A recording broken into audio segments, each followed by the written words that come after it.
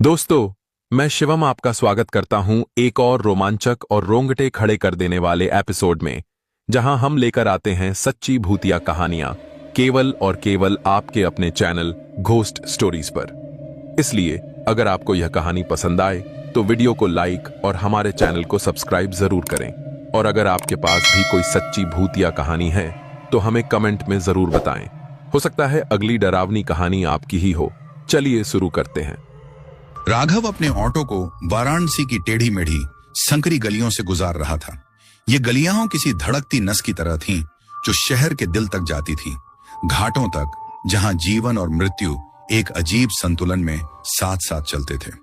राघव सालों से ऑटो चला रहा था, तीर्थ यात्रियों, पर्यटकों और स्थानीय लोगों को इस भूल भुलैया जैसे शहर में इधर से उधर छोड़ता आया था। लेकिन उस रात कुछ अलग था। गलियां असामान्य रूप से शांत थीं। सड़क किनारे जलती फीकी पीली बत्तियां लंबी परछाइयां बना रही थीं, जो कुछ ज्यादा ही अजीब तरीके से खींच रही थीं। जब वह मणिकर्णिका घाट के पास से गुजरा तो जलती चिताओं की महक पहले से कहीं ज्यादा भारी महसूस हुई। उसने हजारों बार इन जलती हुई लकड़ियों को देखा था, लेकिन आज रात कुछ था जो उसे भीतर तक विचलित कर रहा था। तभी उसने उसे देखा। एक अकेली औरत गली के कोने पर खड़ी थी। उसकी साड़ी का पल्लू सिर पर था और उसका चेहरा अंधेरे में छिपा हुआ था। उसने चुपचाप हाथ उठाया, जैसे सवारी के लिए इशारा कर रही हो। राघव के भीतर कुछ हिचकिचाया, शायद देर रात का समय या फिर आसपास फैली अनजानी खामोशी। फिर भी उसने ऑटो रोक दिया। कहां जाना है? उसने शीशे में झांकते हुए पूछा। औरत की आवाज हल्की थी, जैसे कोई धीमे से फुसफुसा रहा हो। राजघाट। राघव ने सिर हिलाया और इंजन चालू कर दिया। जैसे ही ऑटो सुनसान सड़कों पर बढ़ा, उसने अपनी सवारी पर नजर डाली। वह असामान्य रूप से स्थिर बैठी थी, हाथ गोद में रखे हुए। ऑटो के छोटे शीशे में उसकी परछाई अजीब लग रही थी। हर बार जब राघव देखने की कोशिश करता, उसका चेहरा हमेशा धुंधला रहता, जैसे अंधेरे ने उसे अपनी आगोश में ले रखा हो। फिर अजीब चीजें होने लगी। रास्ता पहले से लंबा लगने लगा। उसने यह सड़क हजारों बार पार की थी, लेकिन आज मोड़ सही नहीं लग रहे थे। दुकानें और घर जो इस रास्ते पर हमेशा दिखते थे, अब कहीं नहीं थे। ऐसा लगा जैसे पूरा शहर किसी गहरी नींद में चला गया हो। तभी वह बोली, तुम्हें यह ऑटो नहीं चलाना चाहिए था। राघव ने घबराकर हैंडल कसकर पकड़ लिया। क्या मतलब? पर उसने कोई जवाब नहीं दिया। अचानक एक ठंडी हवा का झोंका ऑटो के भीतर दौड़ गया। उसकी हड्डियों तक सर्दी समा गई। इंजन एक पल के लिए झटके से बंद हुआ, फिर से गरजते हुए चल पड़ा। राघव का दिल तेजी से धड़कने लगा। उसने घबराकर शीशे में देखा। वह गायब थी। पीछे की सीट खाली थी। उसके रोंगटे खड़े हो गए। उसने तुरंत ऑटो रोका और बाहर निकलकर देखा। कोई निशान नहीं, कोई पदचिह्न नहीं, ऐसा कोई संकेत नहीं कि वहां कोई था भी। लेकिन फिर भी ऑटो के अंदर की हवा अब भी अजीब तरह से ठंडी थी। उस रात कुछ शुरू हुआ था। उस रात के बाद उसका ऑटो सिर्फ एक साधारण गाड़ी नहीं रहा, कुछ और बन गया था। कुछ डरावना, कुछ अभिशापित। राघव ने अपनी ऑटो को उस धुंधली स्ट्रीट लाइट के नीचे रोका। उसके हाथ अब भी उस भयानक मुठभेड़ की ठंडक से सुन्न थे। उसने हैंडल बार्स पर झुककर गहरी सांस ली। रात की खामोशी में सिर्फ किसी आवारा कुत्ते के भौंकने और दूर मंदिर की घंटियों की हल्की गूंज भर थी। जरूर ये बस थकान का असर था, दिमाग का कोई खेल। वह सुबह से ऑटो चला रहा था। यात्रियों के बीच मुश्किल से कुछ पल ही आराम मिला था। वो औरत, हाँ, शायद वो कब निकल गई उसे पता भी नहीं चला। इसके अलावा और कोई तर्क नहीं हो सकता था। पर फिर सीट अब भी इतनी ठंडी क्यों थी? अजीब सा डर झटकते हुए उसने फिर से इंजन चालू किया। ऑटो गुर्राकर जिंदा हो उठा, मगर कुछ बदला बदला सा महसूस हुआ। हैंडल के नीचे कंपन पहले जैसा नहीं था, मानो मशीन ने खुद सिहर कर सांस ली हो। अंदर ही अंदर अजीब सी घबराहट को नजरअंदाज करते हुए राघव ने ऑटो घर की ओर मोड़ दिया। उसकी किराए की कोठरी एक पुराने मोहल्ले में थी, जहां घर इतने करीब थे कि उनकी छिली हुई दीवारें जैसे दबी दबी फुसफुसाहट में बीते हुए समय की कहानियां सुना रही हूं। जैसे ही वह अपनी गली में मुड़ा, आदतन उसने ऑटो के शीशे में झांका और उसका दिल एक पल के लिए रुक गया। शीशे में पीछे की सीट पर कोई बैठा था, एक धुंधली परछाई काले अंधेरे में लिपटी हुई। उसकी सांसें अटक गईं। उसने झटके से गर्दन घुमाई। पीछे की सीट खाली थी। उसने दोबारा शीशे में देखा। वो साया अब भी वहीं था। एक ठंडी सिहरन उसकी रीढ़ में दौड़ गई। जल्दी से उसने इंजन बंद किया और ऑटो से बाहर कूद पड़ा। उसकी उंगलियां कांप रही थीं। उसने अपनी आंखें मल डाली, खुद को शांत करने की कोशिश की। जब हिम्मत करके दोबारा देखा, अब सीट खाली थी। न शीशे में न हकीकत में कोई था। शायद वह अपना दिमागी संतुलन खो रहा था। शायद उसे बस नींद की जरूरत थी। बिना पीछे मुड़े वह तेजी से अपने कमरे में घुसा और दरवाजा अंदर से बंद कर लिया। बाहर ऑटो खड़ा था, लेकिन उसकी परछाई स्ट्रीट लाइट की टिमटिमाती रोशनी में कुछ ज्यादा ही लंबी लग रही थी। पर जब वह बिस्तर पर लेटा, खुद को सोने के लिए मजबूर किया, तब भी एक ख्याल उसके दिमाग में अटका रहा। क्या वह आज अपने साथ कुछ और भी लेकर आया है? उस रात नींद आना आसान नहीं था। राघव अपनी पतली गद्दी पर लेटा छत को घूरता रहा। ऊपर पंखा हर चक्कर के साथ चरमराता, जैसे सन्नाटे को काट रहा हो। उसने करवट बदली, खुद को जबरदस्ती सुलाने की कोशिश की, मगर दिमाग उसी धुंधली परछाई में उलझा रहा जो उसने शीशे में देखी थी। बाहर कहीं हवा तेज हुई, टीन की छत डगमगाई, दूर किसी मंदिर की घंटियां बजीं, हल्की लेकिन रात के इस पहर में कुछ अजीब सी लगने वाली। और तभी एक फुसफुसाहट, बहुत हल्की, लगभग सुनाई न देने वाली, जैसे सूखे पत्ते आपस में सरसराते हों। राघव का शरीर सख्त हो गया। आवाज बाहर से आ रही थी, ऑटो के पास से। धीरे धीरे वह उठकर बैठा। दिल पसलियों में धड़कने लगा। फुसफुसाहट अब भी जारी थी, धीमी मगर लयबद्ध। ऐसा लग रहा था जैसे कोई धीमे स्वर में बुदबुदा रहा हो। राघव हिचकिचाया। शायद कोई शराबी होगा जो गलियों में लड़खड़ा रहा होगा, या कोई भिखारी जिसने उसके ऑटो को रात भर सोने की जगह बना लिया हो। ऐसा पहले भी हुआ था, लेकिन इस बार कुछ अलग था। यह आवाज भारी नहीं थी, लड़खड़ाई हुई भी नहीं। ये पतली थी, खिंची हुई, जैसे हवा खुद उसे फुसफुसाहट में बदल रही हो। उसने हिम्मत जुटाई, धीरे से खिड़की के पास गया और बाहर झांका। गली सुनसान थी, मगर फुसफुसाहट अब भी चल रही थी। ऑटो के अंदर से एक ठंडी लहर उसकी रीढ़ में दौड़ गई। उसकी पकड़ खिड़की के फ्रेम पर और कस गई। उसने ध्यान से सुनी। आवाजें सीट के पीछे से आ रही थीं। फिर अचानक सन्नाटा, पूरा माहौल जैसे थम गया हो। हवा थम गई, फुसफुसाहट खत्म। दूर कहीं कोई गाड़ी भी नहीं गुजरी। और तभी ऑटो का इंजन खुद ब खुद स्टार्ट होने लगा। राघव का दम घुटने लगा। ऑटो वैसे ही खड़ा था, लेकिन हेडलाइट एक बार टिमटिमाई, जैसे किसी अनदेखे आदेश का जवाब दे रही हो। वह घबराकर पीछे हटा। उसका पूरा शरीर सिहर उठा। यह सिर्फ उसकी थकान नहीं थी, यह सिर्फ उसका भ्रम नहीं था। कुछ था, और वो अब भी उसका पीछा कर रहा था। सुबह होते ही राघव ने खुद को यकीन दिलाने की कोशिश की कि यह सब बस थकान का नतीजा था। उसके पास सोचने का वक्त नहीं था। दिन भर उसे सवारी ढूंढनी थी। वह बाहर आया और अपने ऑटो को देखा। वह वहीं खड़ा था, वैसे ही जैसे उसने छोड़ा था, मगर कुछ अजीब लग रहा था। ड्राइवर की सीट थोड़ी सी आगे खिसकी हुई थी। क्या उसने पिछली रात इसे ऐसे ही छोड़ा था? मन की घबराहट को झटकते हुए उसने ऑटो स्टार्ट किया। इंजन की जानी पहचानी गड़गड़ाहट सुनकर उसे थोड़ी राहत मिली। बस एक गाड़ी थी और कुछ नहीं। दोपहर तक वाराणसी की गलियां रोज की तरह जीवंत हो गईं। श्रद्धालु, पर्यटक और स्थानीय लोग तंग रास्तों में आपस में उलझते रहे। गंगा का नमी भरा सौंधा एहसास वातावरण में घुला था। मंदिरों की घंटियां सड़क के हॉर्नों की आवाज के साथ गूंज रही थी। राघव को फिर से सब कुछ सामान्य लगने लगा। तब तक, जब तक वह औरत ऑटो में नहीं बैठी। वह दुबली पतली थी, एक फीकी लाल साड़ी में लिपटी हुई। उसका चेहरा पल्लू से ढका था।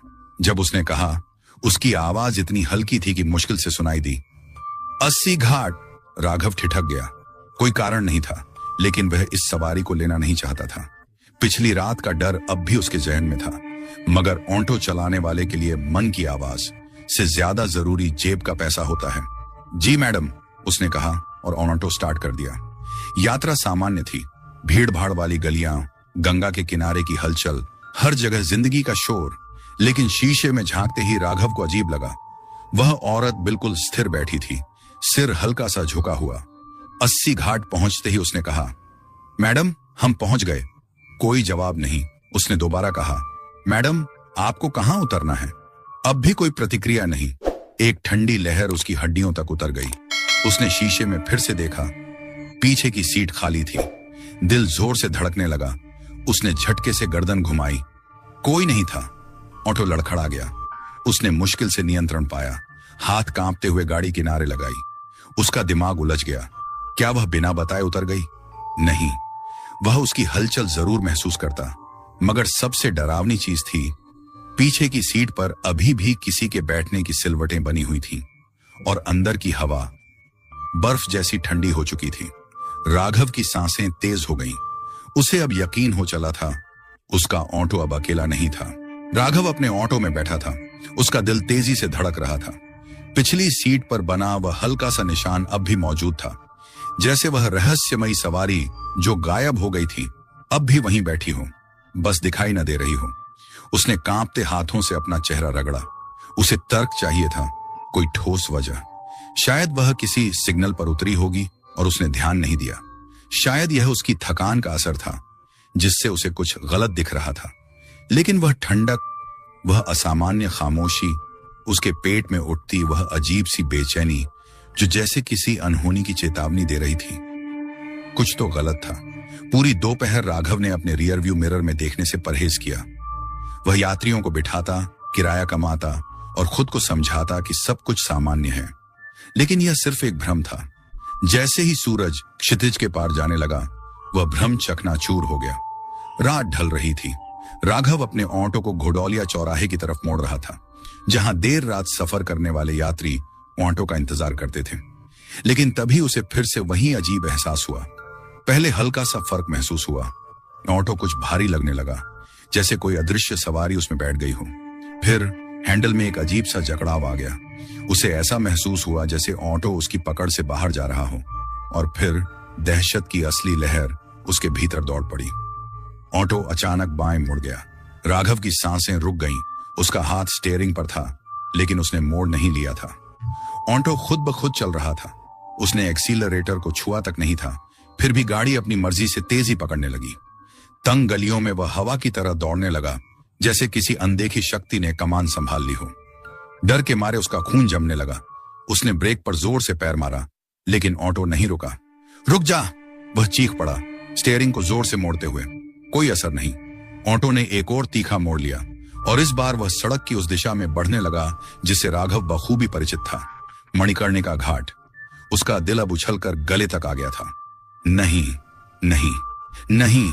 मणिकर्णिका घाट, जहां दिन रात चिताएं जलती रहती थीं, जहां लाशें राख बनती थीं, जहां माना जाता था कि आत्माएं भटकती हैं, कभी मुक्ति न पाने के लिए। राघव की आंखों के आगे अंधेरा छाने लगा। यह कहां लेकर जा रहा है उसे? क्यों? ब्रेक पर पूरी ताकत से पैर मारते हुए उसने हैंडल को झटके से मोड़ा। टायर जमीन पर घिसटते हुए तेज आवाज करने लगे। ऑटो धड़ाम से रुका, मणिकर्णिका घाट के ठीक सामने। वहां जलती हुई चिताओं से धुआं उठ रहा था। हवा में राख घुली हुई थी और एक अजीब अनजानी महक, कुछ ऐसा जो सदियों पुराना था। फिर वह आवाज दोबारा आई, धीमी, फुसफुसाहट जैसी। राघव के ठीक पीछे उसके शरीर में ठंडक दौड़ गई। वह मुड़ना नहीं चाहता था। हर नस, हर रग चीख रही थी कि अगर उसने पीछे देखा तो कुछ ऐसा देखेगा जिसे देखने के लिए वह बना ही नहीं था। लेकिन डर भी एक किस्म का गुरुत्वाकर्षण होता है, और वह धीरे धीरे कांपते हुए पीछे मुड़ा। पीछे की सीट खाली थी, लेकिन सीट बेल्ट की बकल हिल रही थी, जैसे किसी ने अभी अभी उसे छोड़ा हो। राघव के अंदर जैसे बिजली दौड़ गई। उसने कुछ सोचा भी नहीं, बस झटके से ऑटो से बाहर कूदा। घुटनों के बल गिरते गिरते बचा। उसका दम घुट रहा था। उसकी टांगें कांप रही थीं। पीछे उसका ऑटो खड़ा था। इंजन धीमे धीमे चल रहा था, ऐसे जैसे कुछ हुआ ही ना हो। लेकिन राघव जानता था, कुछ था उसके ऑटो में, कुछ ऐसा जिसने उसे मणिकर्णिका घाट तक घसीट कर ले जाने की कोशिश की थी, और वह अभी भी गया नहीं था। राघव घाट के प्रवेश द्वार के पास स्तब्ध खड़ा था। उसकी सांसें उखड़ी हुई थीं। दिमाग इस बात को मानने से इनकार कर रहा था कि अभी अभी क्या हुआ था। हवा में जलती हुई लकड़ियों की तीखी गंध थी, लेकिन उसके साथ कुछ और भी था, कुछ ऐसा जो अदृश्य होते हुए भी उसकी त्वचा से चिपक रहा था, जैसे कोई अनदेखी मौजूदगी उसे जकड़ रही हो। सामने उसका ऑटो कुछ ही कदम दूर खड़ा था। इंजन हल्के हल्के गुनगुना रहा था, जैसे कुछ हुआ ही ना हो, जैसे उसने अभी अभी उसे श्मशान की ओर खींचने की कोशिश नहीं की थी। कई सालों बाद राघव ने असली डर महसूस किया, ये थकान नहीं थी, ये कोई भ्रम नहीं था। कुछ था उसके ऑटो में, कुछ ऐसा जिसने उसके वाहन पर कब्जा कर लिया था। और उसे यह जानना था कि क्यों। उसके हाथ कांप रहे थे, लेकिन वह पीछे नहीं हट सकता था। उसे देखना था, उसे यह पता लगाना था कि धड़ाम! ऑटो के अंदर से अचानक एक तेज आवाज आई। राघव पीछे हट गया। उसका दिल पागलों की तरह धड़क रहा था।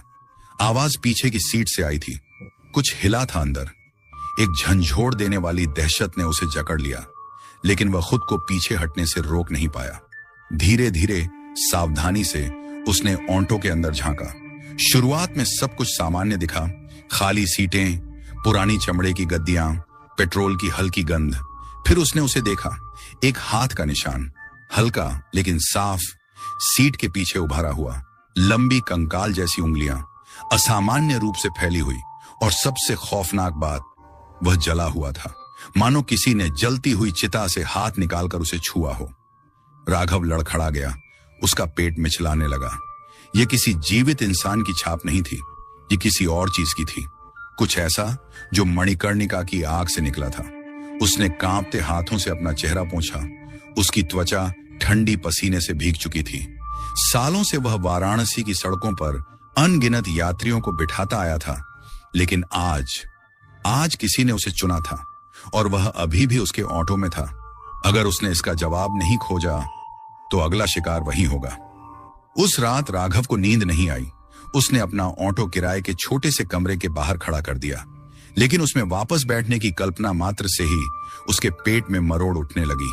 हर बार जब वह आंखें बंद करता, उसे वही जला हुआ हाथ नजर आता, और वह ठंडी अदृश्य सांस जो उसके गले के पीछे फुसफुसा रही थी। सुबह होते ही डर ने जिद में बदलना शुरू कर दिया। उसे जवाब चाहिए थे, और वाराणसी में जब जीवित लोग जवाब नहीं दे सकते तो लोग उन तक जाते हैं जो मरे हुओं को समझते हैं। सूरज निकलते ही राघव दशाश्वमेध घाट के पास एक पुराने मंदिर पहुंचा। मंदिर छोटा था, दुकानें और रुद्राक्ष की मालाएं बेचने वालों के बीच छुपा हुआ, लेकिन अंदर एक वृद्ध पंडित ध्यान मग्न बैठे थे, माला फेरते हुए। राघव कुछ क्षण हिचकिचाया, फिर आगे बढ़ा। पंडित जी, उसकी आवाज भारी और रूखी थी। मुझे मदद चाहिए। बूढ़े पंडित ने आंखें खोली, गहरी, गंभीर।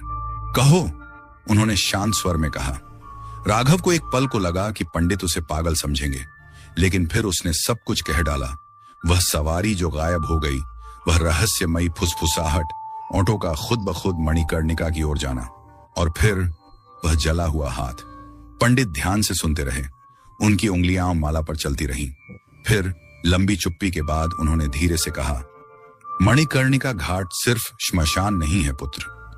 यह वह स्थान है जहां जीवन और मृत्यु के बीच की रेखा सबसे पतली होती है, जहां जो मरते हैं वे हमेशा चले नहीं जाते। राघव का गला सूख गया। आपका क्या मतलब है? पंडित की आंखें गहरी छाया में डूबी हुई लग रही थीं। तुम्हारा ऑटो एक साधारण वाहन नहीं रहा, यह एक बंधन बन चुका है, किसी ऐसी आत्मा के लिए जो इस दुनिया को छोड़ नहीं पाई। राघव का दिल उछल पड़ा। बंद? पंडित ने सिर हिलाया। या तो कोई अधूरा काम उसे बांध कर रखे हैं, या फिर कुछ और, कुछ बहुत अधिक भयानक। राघव की हड्डियों में ठंडक दौड़ गई। क्या इसे हटाया जा सकता है? उसने लगभग हताश होकर पूछा। पंडित ने कुछ क्षण उसे देखा, फिर गंभीर स्वर में बोले, तरीका है, लेकिन पहले तुम्हें जानना होगा कि तुम किससे सामना कर रहे हो। उन्होंने पास रखी एक पीतल की कटोरी उठाई और उसमें पानी भरा। फिर उन्होंने एक पतली अगरबत्ती जलाई और उसे कटोरी के ऊपर घुमाते हुए कोई प्राचीन मंत्र बुदबुदाने लगे। राघव घबराई सांसों के साथ देखता रहा। कटोरी का पानी पहले हल्का कांपा, फिर अचानक गहरा होने लगा। कुछ ही पलों में वह पूरी तरह काला, गाढ़ा और रहस्यमयी हो गया। अगरबत्ती का धुआं अस्वाभाविक रूप से गहरा होने लगा। वह हवा में यूं घूम रहा था मानो अदृश्य उंगलियां आगे बढ़कर किसी को पकड़ने की कोशिश कर रही हों। और तभी फुसफुसाहट वापस आ गई, मध्यम, खुरदुरी, राघव के कानों के ठीक पीछे। तुम्हें यहां नहीं आना चाहिए था। राघव झटके से पीछे मुड़ा। कुछ नहीं था, लेकिन पंडित ने उसकी आंखों में झलकते डर को देख लिया था। उन्होंने गंभीरता से सिर हिलाया। वह जान गया है कि तुम इससे छुटकारा पाने की कोशिश कर रहे हो, और यह इतनी आसानी से तुम्हें जाने नहीं देगा। राघव का गला सूख गया। मुझे क्या करना होगा? उसने कांपती आवाज में पूछा। पंडित का जवाब कठोर था। पता लगाओ, इस ऑटो में कौन मरा था? मंदिर के भीतर भारी सन्नाटा छा गया। राघव के पेट में अजीब सी हलचल हुई। अगर उसे इस मुसीबत से छुटकारा पाना था तो उसे मौत के गर्त में दबी एक दास्तान को उजागर करना होगा, और वह आत्मा उसे रोकने के लिए हर संभव कोशिश करेगी। मंदिर से निकलने के बाद भी पंडित की बात राघव के दिमाग में गूंजती रही। पता लगाओ, इस ऑटो में कौन मरा था? सिर्फ इस ख्याल ने ही उसकी रीढ़ में ठंडक दौड़ा दी।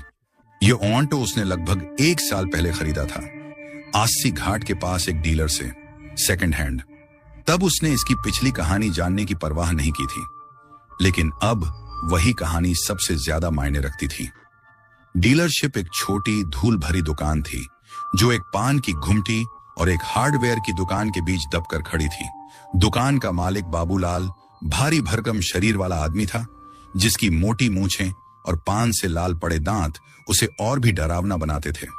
अरे राघव भाई, उसने पान से सने हाथ हिलाते हुए मुस्कुराकर कहा। क्या बात है, ऑटो बेचने आए हो? राघव ने जबरन मुस्कान दी। नहीं बाबूलाल जी, मुझे बस एक जानकारी चाहिए, उस ऑटो के बारे में जो मैंने आपसे पिछले साल खरीदा था। बाबूलाल ने भौहें चढ़ाई। जानकारी? अब क्यों? राघव हिचकिचाया।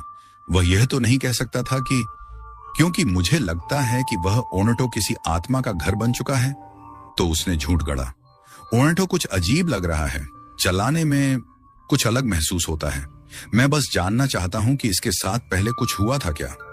बाबूलाल ने कुछ पल सोचा, फिर उसकी आंखों में चमक आई। हाँ, वह ऑटो जुम्मन नाम के एक आदमी ने बेचा था। राघव थोड़ा आगे झुका। जुम्मन? वह कहां मिलेगा? बाबूलाल ने कंधे उचका दिए। मालूम नहीं, महीनों से दिखा ही नहीं। पहले मणिगंज के पास ऑटो चलाता था, लेकिन फिर अचानक एक दिन आकर बेच गया। बड़ी जल्दी में था। राघव का दिल जोर से धड़का। जल्दी में? कैसा लग रहा था वो? बाबूलाल हंस पड़ा। कैसा क्या, डरा हुआ लग रहा था, जैसे किसी मुसीबत में हो। पर क्या पता कर्जा हो या ऑटो ही मनहूस निकला हो। मनहूस या कुछ और? राघव को अब यकीन हो गया था। यह सिर्फ बदकिस्मती नहीं थी, यह कुछ और था। क्या आपके पास उसका पता होगा? बाबूलाल ने कुछ देर सोचा, फिर सिर हिलाया। रुको, देखता हूं। वह पुराने कागजों की एक गड्डी में हाथ मारने लगा। रसीदें, बिजनेस कार्ड, पुराने नोट्स, फिर अंत में एक मुड़ा तुड़ा कागज निकाला। ले, ये रहा। कागज पर एक पता लिखा था, काल भैरव मोहल्ले की एक झुग्गी में। राघव ने कागज मुट्ठी में भींच लिया। अगर जुम्मन इस ऑटो से डरा हुआ था तो उसे यह जानना था कि क्यों, क्योंकि जो भी डर जुम्मन को सता रहा था अब वही राघव के पीछे था, और यह रुकने वाला नहीं था। काल भैरव मोहल्ले की जर्जर इमारत के बाहर राघव खड़ा था। उसकी पसीजी हुई हथेली में अब भी वह कागज दबा था जिस पर जुम्मन का पता लिखा था। संकरी गली में नमी भरी मिट्टी और बांसी बीड़ी के धुएं की मिली जुली गंध भरी हुई थी। कोनों में कुछ आवारा कुत्ते दुबके बैठे थे। उनकी आंखें गोधुली के हल्के अंधेरे में अजीब सी चमक रही थी। राघव ने तय कर लिया था, वह अकेला जाएगा। जितने कम लोग इसमें उलझेंगे उतना ही अच्छा होगा।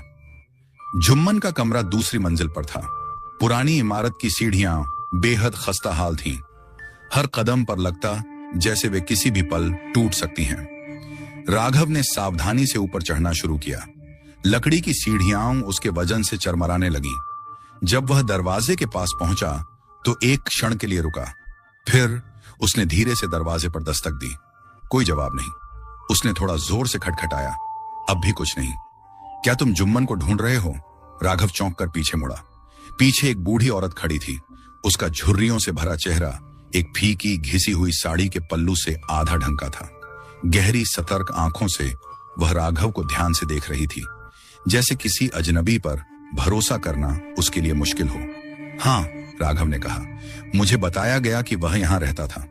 बूढ़ी औरत ने एक गहरी सांस भरी, फिर सिर हिला दिया। रहता था, लेकिन कई महीने पहले चला गया। एक रात बिना किसी को कुछ बताए बस गायब हो गया। राघव के सीने में कुछ भारी सा बैठ गया। जाने से पहले उसने कुछ कहा था। बूढ़ी औरत कुछ पल चुप रही, फिर धीमे स्वर में बोली, वह डरा हुआ था, हर वक्त पीछे देखता रहता था, अजीब अजीब बातें बड़बड़ाता था। राघव की उंगलियां मुट्ठी में कसने लगीं। कौन सी बातें? बूढ़ी औरत ने पहले इधर उधर देखा, जैसे डर हो कि कोई सुन रहा हो।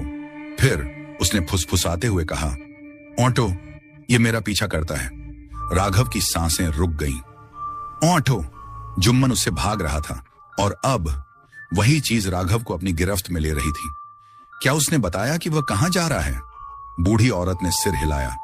नहीं, लेकिन वह थोड़ा झिंकी, फिर धीरे से बोली, गायब होने से पहले वह मणिकर्णिका घाट गया था। उसने कहा था उसे माफी मांगनी है। मणिकर्णिका घाट, वह जगह जहां मरे हुए कभी सच में नहीं मरते। राघव की रीढ़ में ठंडी सिहरन दौड़ गई। माफी मांगनी थी? किस चीज के लिए? और अगर उसे माफी नहीं मिली थी, क्या यही वजह थी कि अब वह ऑटो राघव के पीछे था? राघव के कदम भारी हो गए। वह धीरे धीरे मणिकर्णिका घाट की ओर बढ़ने लगा। वाराणसी एक ऐसा शहर था जो कई रंगों में बटा था। भीड़ भरे बाजार, पवित्र मंदिर और वे बेचैन घाट जहां जीवन और मृत्यु साथ साथ चलते हैं। लेकिन मणिकर्णिका घाट वह अलग था। यहां मुर्दे जलते थे और कभी कभी वो जाने से इनकार कर देते थे। राघव ने जब मणिकर्णिका घाट की तरफ कदम बढ़ाया तो जलती लकड़ियों और मांस की तीखी गंध हवा में घुली हुई थी। चिताओं की लपटें रात के अंधेरे में नाच रही थीं। उनकी परछाइयां पत्थरों पर लंबी और भयावह हो रही थीं। वो पहले भी यहां आ चुका था, लेकिन इस बार कुछ अलग था। इस बार उसे लग रहा था कि कोई अनदेखी नजरों से उसे देख रहा है।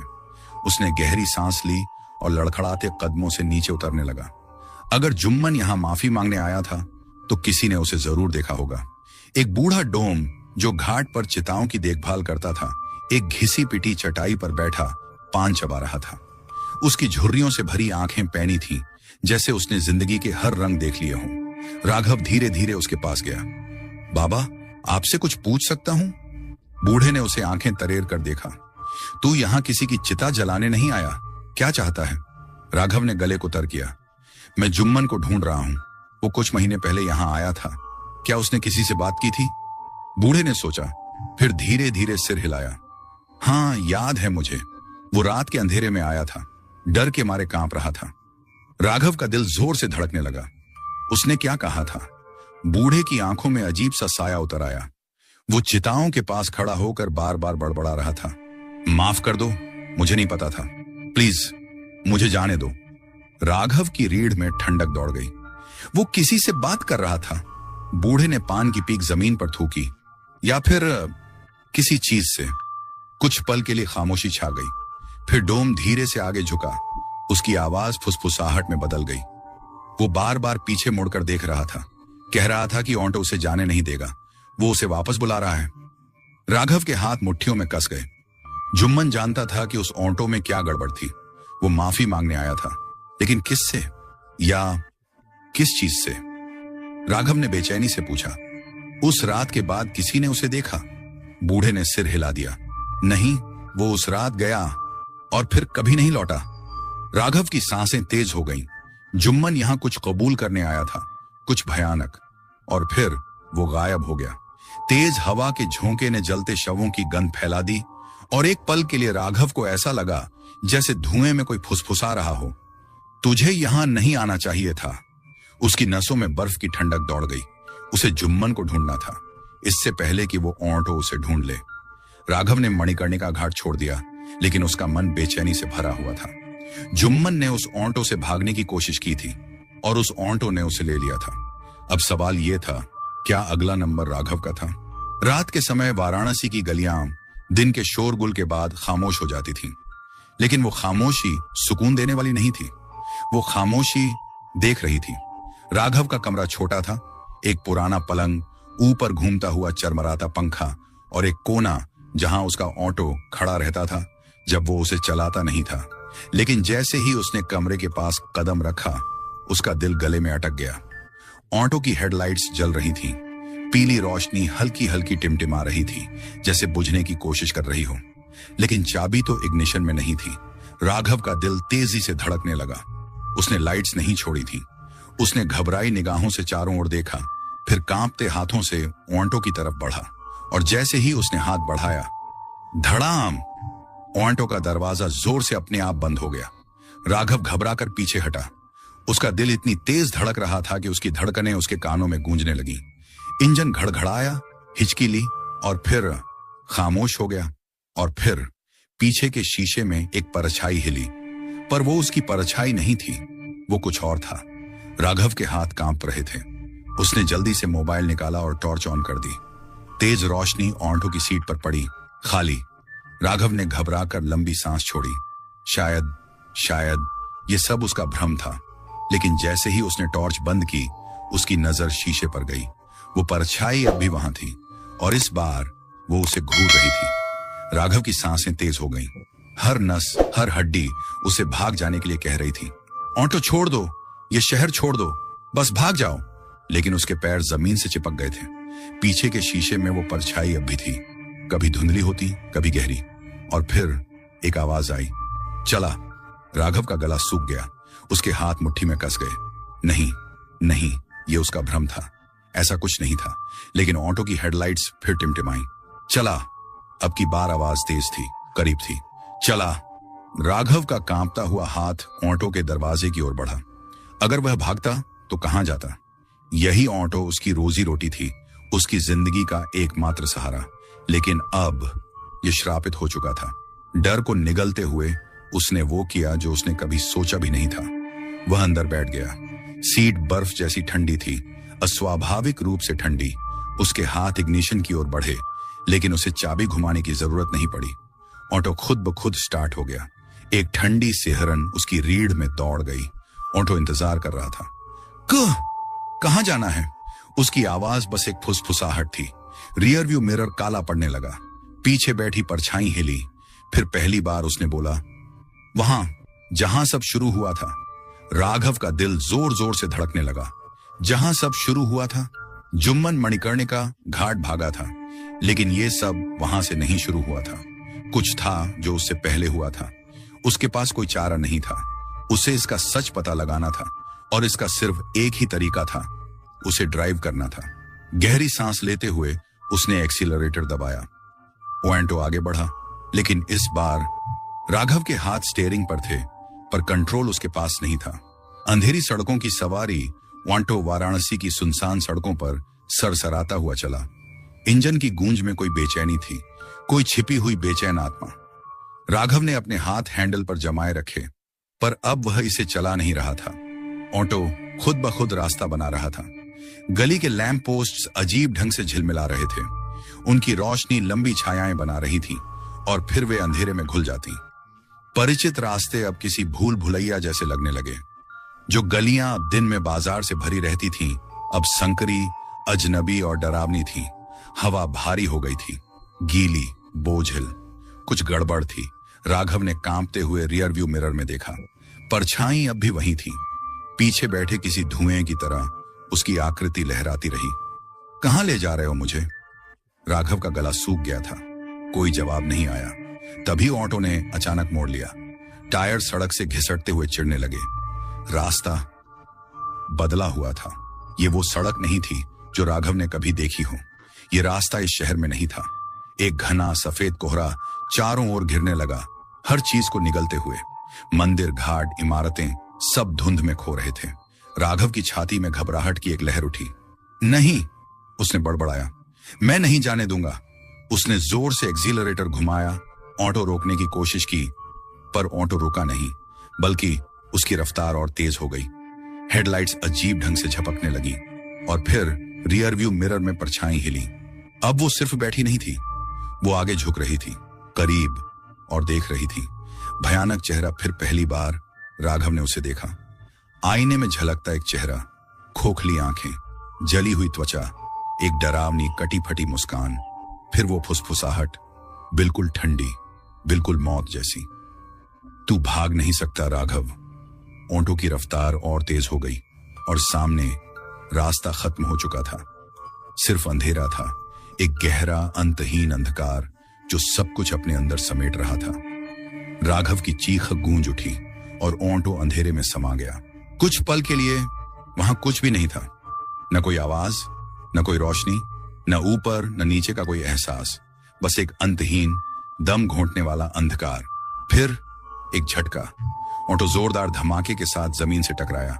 झटके से राघव आगे की ओर गिर पड़ा। उसकी सांसें बेकाबू थीं, उंगलियां कसकर हैंडल पर जमी हुई। पहली चीज जो उसने महसूस की, सड़क। मगर यह कोई साधारण सड़क नहीं थी, यह पुरानी थी, बहुत पुरानी। पत्थर दरक चुके थे, वक्त की मार से टूटे फूटे, उन पर धूल की एक महीन परत जमी हुई थी। दूसरी चीज, वह अब वाराणसी में नहीं था। हवा में जलती लकड़ियों की गंध घुली हुई थी, और कुछ और, कोई धातु जैसी गंध, खून। मोटी धुंध जमीन पर फैली थी, ऊंटों के टायरों के चारों ओर घूमती हुई। परछाइयां लंबी डरावनी आकृतियां बना रही थीं, जैसे वे खुद जिंदा थीं। राघव के हाथ कांप रहे थे। उसने इग्निशन की तरफ हाथ बढ़ाया, ऑटो को बंद करने की कोशिश की, मगर चाबी पहले ही बाहर थी। और फिर भी इंजन अब भी चालू था। पीछे से हल्की सरसराहट की आवाज आई। राघव ने खुद को रोकने की कोशिश की, पर उसकी आंखें खुद ब खुद रियरव्यू मिरर की ओर मुड़ गईं।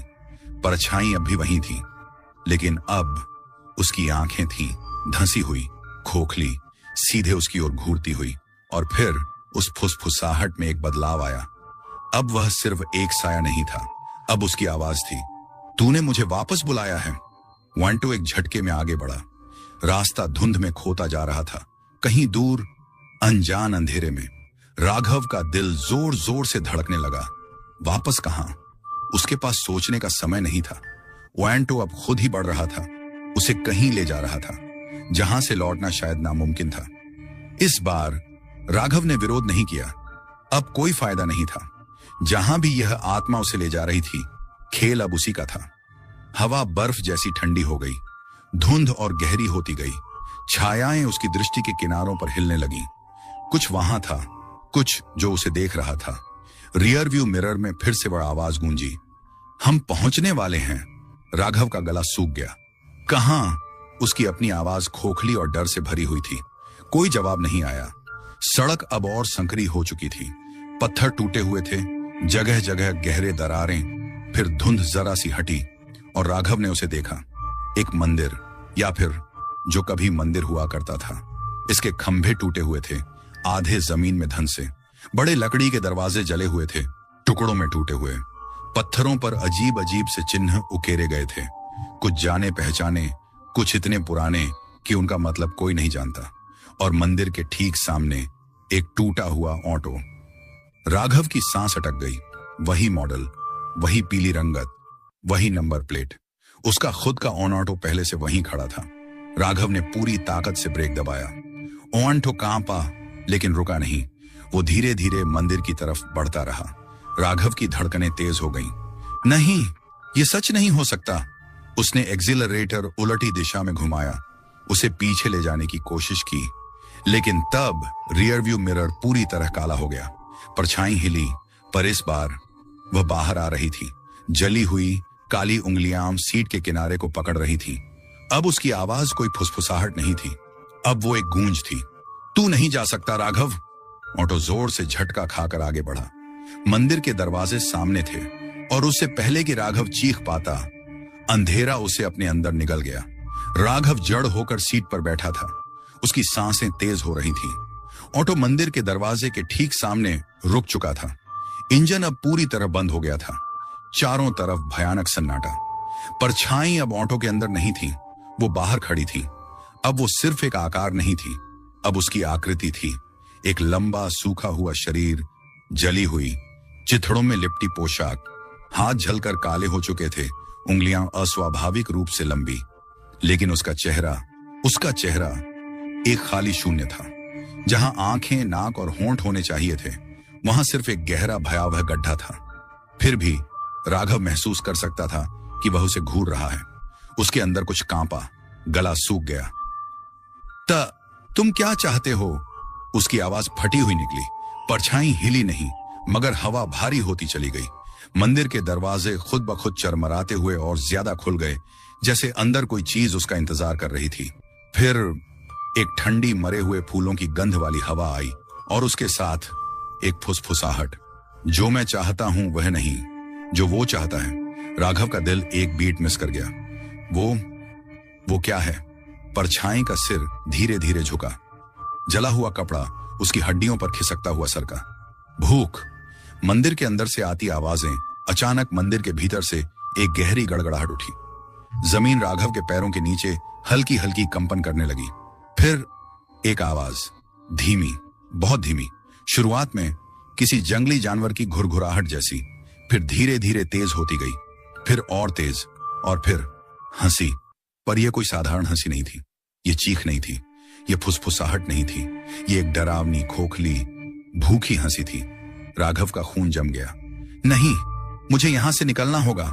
उसने झपट कर ऑटो का इग्निशन घुमाया। कुछ नहीं हुआ। उसने फिर कोशिश की, फिर भी कुछ नहीं। हंसी और तेज हो गई और करीब। मंदिर के भीतर कुछ हिला, कोई चीज अंदर से बाहर आ रही थी। राघव की सांसें तेज हो गईं। भागना चाहिए, भागो! मगर उसके बगल में खड़ा वो परछाई जैसा आदमी, वो बस देख रहा था। एक आखिरी मौका, तू जा सकता है। उसकी आवाज अब पहले से ज्यादा साफ थी। राघव का शरीर कांप उठा। ये कोई चाल हो सकती है? उसने धीरे से पूछा, तू मुझे जाने क्यों दे रहा है? परछाई ने अपनी गर्दन उसकी ओर घुमाई, धीरे धीरे, और फिर पहली बार वो मुस्कुराया, पर मुंह से नहीं, अपने पूरे शरीर से। कपड़ा फड़फड़ाया, जली हुई उंगलियां हल्की सी हिली, छाया की लहरें उसके शरीर से उठने लगी। क्योंकि अगर तू चला गया। मंदिर के दरवाजे एक झटके से कांप उठे। भीतर की हंसी अब कराह में बदल रही थी। तो यह किसी और को ढूंढ लेगा। राघव का दिल जोर जोर से धड़कने लगा। मंदिर के भीतर जो चीज थी, उसे कुछ चाहिए था, कोई चालक, कोई बलि। और अगर राघव अभी यहां से चला गया तो कोई और इसकी जगह लेने आएगा। शायद कोई और ऑटो ड्राइवर, शायद कोई राहगीर जो गलती से इस मंदिर के पास आ निकले। मंदिर के फर्श पर गहरी दरारें उभरने लगी। दरवाजे अब धीरे धीरे बंद हो रहे थे। राघव के पास बस कुछ ही सेकंड थे। क्या वह भागेगा या इसी अंधेरे में रहकर इस अभिशाप को खत्म करने की कोशिश करेगा? मंदिर के अंदर से अब कोई नई आवाज आ रही थी, एक अंतहीन अधमरी चीख। राघव के कानों में अपनी ही धड़कनों की गूंज थी। उसकी उंगलियां ऑटो के ठंडे बेजान स्टीयरिंग पर कस गईं। उसके ठीक बगल में वो परछाई अब भी खड़ी थी, बस देख रही थी। भागो! वो फुसफुसाया। ये शब्द राहत देने चाहिए थे, मगर नहीं, क्योंकि राघव जानता था अगर वो भाग गया तो मंदिर किसी और को ले लेगा। एक और ड्राइवर, एक और बदनसीब आत्मा। मंदिर के अंदर हंसी अब चीखों में बदल चुकी थी। कुछ दरवाजों को जोर से धक्का दे रहा था बाहर आने के लिए। उसके पास बस कुछ ही सेकंड थे। राघव का शरीर उसे भागने के लिए चीख रहा था, मगर उसका मन, उसका जमीर, उसने उन लोगों के बारे में सोचा जो इस सड़क पर गायब हो गए थे, जिनके ऑटो सुनसान जगहों पर लावारिस मिले थे। क्या उनके सामने भी यही चुनाव था? क्या उन्होंने भी यही किया था, भाग जाना और शराब को जारी रहने देना? मंदिर के दरवाजे फिर से हिले। अंदर कुछ सरका। राघव ने मजबूती से अपने दांत भींच लिए। नहीं, वो पूरी जिंदगी भागता आया था, मगर आज नहीं। उसने झपट कर पास वाली सीट से लोहे का त्रिशूल उठा लिया, वही जो चाय की दुकान वाले बूढ़े बाबा ने उसे दिया था। जैसे ही उसकी उंगलियां त्रिशूल पर कसी, हवा थम गई। मंदिर के दरवाजों का कांपना बंद हो गया। हंसी खामोश हो गई। राघव धीरे से ऑटो से उतरा। दिल जोर जोर से धड़क रहा था। वो परछाई अब भी उसके बगल में खड़ी थी, सिर झुकाकर उसे देखती हुई। एक ड्राइवर जो लड़ेगा। उसकी आवाज में एक अजीब सी दिलचस्पी थी। राघव चुप रहा। उसकी मुट्ठी त्रिशूल पर और कस गई, और फिर उसने मंदिर की ओर कदम बढ़ा दिया। हवा फिर भारी हो गई, जैसे कोई अदृश्य बोझ उसके कंधों पर रखा हो। हर कदम मानो पानी में चल रहा हो। अंधेरा हिला, कोई इंतजार कर रहा था। और फिर राघव ने मंदिर की चौखट पार कर ली, और मंदिर ने उसे निगल लिया। अंधेरा, पूर्ण, संपूर्ण। राघव कुछ देख नहीं पा रहा था, सांस नहीं ले पा रहा था। खामोशी वह हंसी से भी ज्यादा भयानक थी। फिर एक हल्की सी रोशनी झपकी। मंदिर की दीवारों पर मशालें खुद ब खुद जल उठी, और उनके उजाले में राघव ने उसे देखा। मंदिर के बीचों बीच एक गड्ढा था। खाली नहीं, नहीं, वो ऊंटों से भरा पड़ा था, झंग लगे हुए, टूटे फूटे, एक दूसरे के ऊपर ढेर में रखे हुए, हड्डियों की तरह। राघव का गला सूख गया। इतने सारे। उसकी नजर दीवारों पर गई। वहां नाम खुदे हुए थे, प्राचीन, कुछ इतने पुराने कि पढ़े भी नहीं जा सकते थे, पर एक नाम बिल्कुल ताजा था, राघव। उसका खून जम गया। और तभी मंदिर जाग उठा। फर्श उसके पैरों तले फट गई। गड्ढे की गहराइयों से कुछ हिला। हाथ कंकाल जैसे जले हुए गड्ढे के मलबे से ऊपर उठते हुए, फिर दूसरा, फिर तीसरा। दर्जनों टूटे फूटे हाथ फर्श को पकड़ने लगे, खुद को घसीटते हुए बाहर लाने लगे। मंदिर कांपा। हंसी लौट आई, इस बार पहले से भी ज्यादा भयावह, मजाक उड़ाती, भूखी। राघव लड़खड़ा गया, त्रिशूल को कसकर पकड़ा। हवा में जले हुए तेल और सड़न की गंध भर गई और तभी उसने उन्हें देखा। चेहरे अंधेरे में छिपे हुए, ड्राइवर उसकी तरह फंसे हुए, उनकी आंखें खाली, मुंह हमेशा के लिए जमे हुए एक चुप्पी भरी चीख में। वे केवल पीड़ित नहीं थे, अब वे मंदिर का ही हिस्सा थे। इसे और चाहिए। आवाज पीछे से आई। राघव तेजी से घूमा। वो परछाई अब भी वहीं खड़ी थी, मंदिर के दरवाजे पर। तू जा सकता है। वो एक कदम आगे बढ़ा, मगर कोई और तेरी जगह लेगा। हंसी अब और तेज हो चुकी थी। गड्ढे में पड़े ओंठों कराहने लगे, उनके झंग लगे हिस्से आपस में रगड़ खाकर चीखने लगे और उनके नीचे कुछ और हिल रहा था, कुछ बड़ा। मंदिर जिंदा था और ये अपने अगले ड्राइवर का इंतजार कर रहा था। भागो या लड़ो। राघव की सांसें तेज और भारी हो गईं।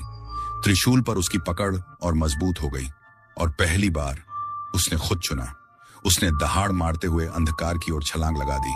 जैसे ही त्रिशूल गड्ढे में उतरा, पूरा मंदिर दहाड़ उठा। कंकाल जैसे हाथ छटक कर पीछे हटे, पीड़ा में चीखते हुए। हंसी अब दर्दनाक चीत्कार में बदल गई। दीवारें दरारों से भर गईं। गड्ढे के अंदर से एक नई आवाज गूंजी। तूने यह करने की हिम्मत कैसे की? अंधेरे से एक आकृति निकली, न इंसान न आत्मा, कुछ और। मंदिर का मूल अभिशाप। उसका चेहरा, या जो चेहरा होना चाहिए था, वह सिर्फ पिघले हुए मांस का एक द्रव्यमान था। उसका शरीर हर उस ड्राइवर के अवशेषों से बना था जिन्हें इसने निगल लिया था। वह विशाल था। उसकी परछाई पूरे मंदिर को ढंक चुकी थी। तू मेरा है। मशालें टिमटिमा उठी। गड्ढे में पड़े ओंठों एक साथ चीख उठे। राघव को एहसास हुआ, अगर उसने इसे अभी खत्म नहीं किया तो यह कभी नहीं रुकेगा। मंदिर हमेशा लेता रहेगा, हर बार एक नया ड्राइवर, हमेशा के लिए। त्रिशूल अब उसके हाथ में तपने लगा था और पहली बार वो चीज हिचकिचाई। इसे लोहे से डर लग रहा था।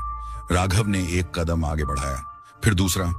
मंदिर गर्जना करने लगा, दीवारें छटकने लगी। मंदिर अब ढह रहा था और जैसे ही अंधकार आगे बढ़ा, राघव ने वार कर दिया। राघव झपटा। लोहे का त्रिशूल उसकी मुट्ठी में जलते अंगारे की तरह दहक रहा था। मंदिर के राक्षस ने चीख मारी। उसका विकृत शरीर मरोड़ खाने लगा जब त्रिशूल उसकी बहती हुई काली मांसलता में धंस गया। मंदिर गूंज उठा। दीवारों में दरारें गहरी हो गईं, पत्थर झड़ने लगे और नीचे की कब्रगाह जैसी खटारा ओंठों की खाई भर भरा कर गिरने लगी। लेकिन वो जीव अब भी जिंदा था। उसने पलट कर वार किया। काले धुएं की एक भयंकर लहर राघव की छाती की ओर लपकी। राघव मुश्किल से बचा। तेज हवा गरज उठी। धूल और धुएं का बवंडर उसके चारों ओर घूमने लगा और उन फुहारों में मृत ड्राइवरों के चेहरे झलकने लगे। वे देख रहे थे, इंतजार कर रहे थे। राघव समझ गया, वे सभी आत्माएं थीं जो इस अभिशप्त जगह में कैद थीं। अगर उसने यह खत्म नहीं किया तो वे कभी मुक्त नहीं हो पाएंगे। उसकी उंगलियां त्रिशूल के चारों ओर और कस गईं। अब आखिरी बार सारी शक्ति समेटकर उसने त्रिशूल को और गहराई तक धंसा दिया, सीधे खाई के काले हृदय में। एक दिल दहला देने वाली चीख मंदिर में गूंज उठी। दीवारें छटक कर बिखरने लगी। वो भयानक राक्षस तड़प उठा। उसका शरीर जलती लकड़ी की तरह चटकने लगा और फिर खटारा ओंठों की खाई भयंकर ज्वाला में भभक उठी। एक एक करके उन मृत आत्माओं की परछाइयां जलने लगी और फिर हवा में घुलकर विलीन हो गईं। श्राप टूट रहा था। राघव लड़खड़ाया। उसकी सांसें तेज चल रही थीं। मंदिर के प्रवेश द्वार पर खड़ा वो रहस्यमयी आकृति अब भी उसे देख रहा था, पर इस बार उसने कुछ नहीं कहा, क्योंकि मंदिर गिर रहा था। राघव पलटा और पूरी ताकत से बाहर की ओर भागा। पीछे मंदिर की छायाएं मलबे में तब्दील हो रही थी। खाई जल रही थी और जैसे ही उसने मंदिर की दहलीज पार की, पूरा मंदिर धरती में समा गया। हंसी की गूंज मर चुकी थी। सड़क अब शांत थी। राघव बाहर खड़ा रहा, हांफता हुआ। रात अब स्थिर लग रही थी। मंदिर गायब हो चुका था। पीछे सिर्फ खाली सड़क थी, जहां स्ट्रीट लाइट्स की पीली रोशनी ठहरी हुई थी। उसका ऑटो वहीं खड़ा था, जैसा उसने छोड़ा था। एक पल तक वह बस उसे देखता रहा। ऑटो की धातु अब ठंडी थी, इंजन शांत था, हवा अब भारी नहीं लग रही थी। कई हफ्तों में पहली बार बनारस का शहर सच में सामान्य लगा। राघव धीरे धीरे ऑटो में बैठा, चाबी घुमाई, इंजन गुर्राया, मुलायम, स्थिर। कोई फुसफुसाहट नहीं, कोई परछाई नहीं, सिर्फ एक मशीन की हल्की गड़गड़ाहट, बस, और कुछ नहीं। और जैसे ही उसने उगते सूरज की ओर गाड़ी बढ़ाई, उसने पीछे मुड़कर नहीं देखा, क्योंकि अब यह रास्ता उसका था और बुरा सपना आखिरकार खत्म हो गया था। अगर आपको ये कहानी पसंद आई हो तो वीडियो को लाइक करें, कमेंट करें और ऐसी ही और भी खौफनाक कहानियों के लिए हमारे चैनल घोस्ट स्टोरीज को सब्सक्राइब करना ना भूलें, क्योंकि डर सिर्फ कहानी नहीं, हकीकत भी हो सकता है। मिलते हैं अगली डरावनी कहानी में, तब तक के लिए अंधेरे से दूर रहिए, अगर रह सके तो। धन्यवाद।